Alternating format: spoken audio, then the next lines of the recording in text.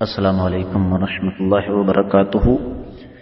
بسم اللہ والحمد للہ والصلاة والسلام علی رسول اللہ وعلی آلہ وصحبہ ومن والاه وبعد۔ معزز خواتین و حضرات، مسئلہ طلاق، اس حوالے سے کثرت کے ساتھ سوالات میرے پاس آتے ہیں، تو میں نے یہ مناسب سمجھا کہ آپ کو انتہائی اختصار کے ساتھ اس حوالے سے ضروری امور سے آگاہ کر دوں۔ سب سے پہلے تو یہ بات ذہن میں رکھیے گا کہ شریعت کی نظروں میں طلاق کوئی پسندیدہ فعل نہیں ہے۔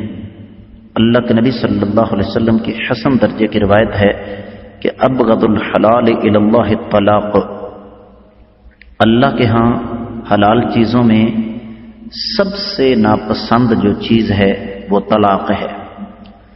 اور ہمارے فقہاء علماء یہ فرماتے ہیں کہ طلاق ایک ہتھیار ہے، تو جب ہم اس کو ہتھیار کہتے ہیں تو اس کا معنی یہ ہے کہ بوقت ضرورت اسے استعمال نہ کرنا بھی حماقت ہے، اور اس کو کھلونا بنا لینا بھی بے وقوفی کی انتہا ہے۔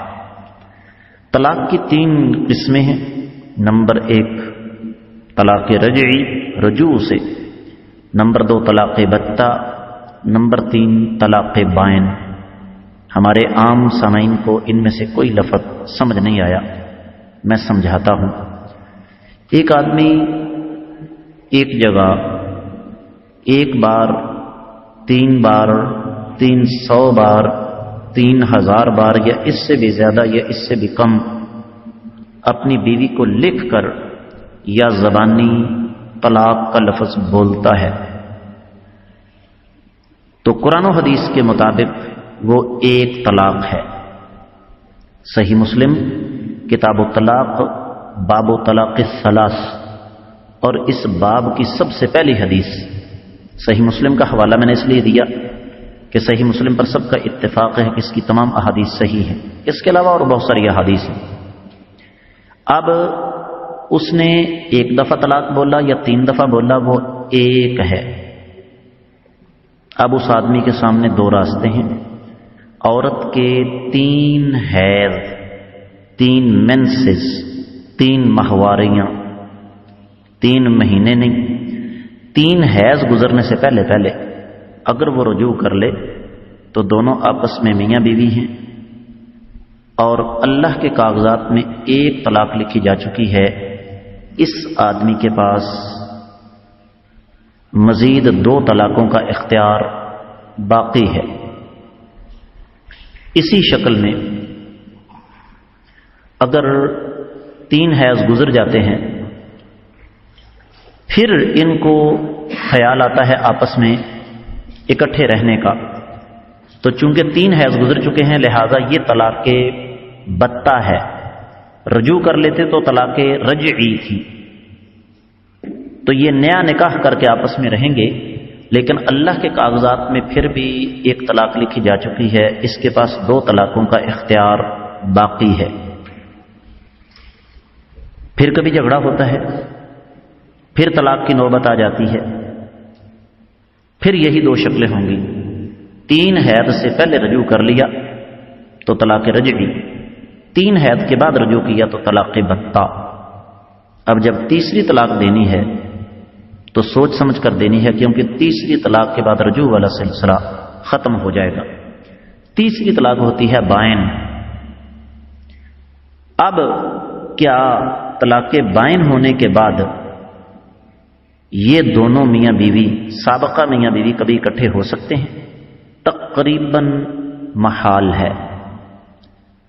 ایک صورت ہے جو کہ بہت مشکل سے اس کا وجود ممکن ہے کہ وہ عورت عدت گزارے، اپنے ولی کے ساتھ مشورہ کر کے اپنی مرضی سے گھر بسانے کی نیت سے کہیں شادی کرے، 2-4-10 سال کے بعد اس آدمی کا انتقال ہو جائے یا وہ اس کو طلاق دے دے، پھر وہ عورت عدت گزارے، ان سابقہ میاں بیوی کا آپس میں میلان ہو جائے، تو پھر یہ آپس میں نکاح کر کے رہ سکتے ہیں۔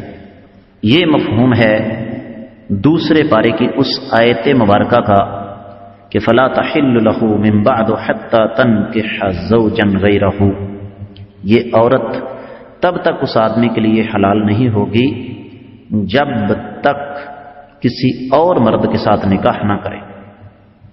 یہ ہے شرعی طریقہ۔ ایک ٹریک دوسرا بھی ہے، اور وہ کیا ہے؟